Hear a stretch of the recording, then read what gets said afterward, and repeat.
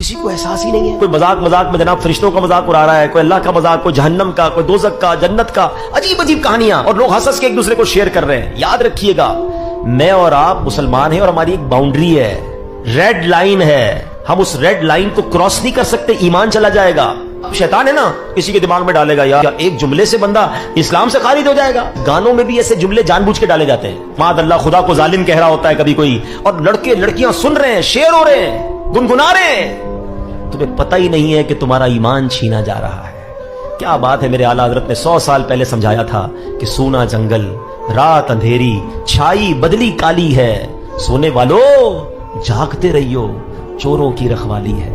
آنکھ سے کاجل صاف چرا لے, یا وہ چور بلا کے ہیں. تیری گٹھڑی تاکی ہے اور تو نے نیند نکالی ہے. تیرا ایمان چھیننے کے لیے آئے اور تجھے نیند آ رہی ہے. وہ لوگ پتہ ہی کچھ نہیں ہے نا کہ ایمان بھی چھین سکتا ہے. اور آج ہم ایمان والے ہو کر ایمان کی قدر نہیں کر رہے.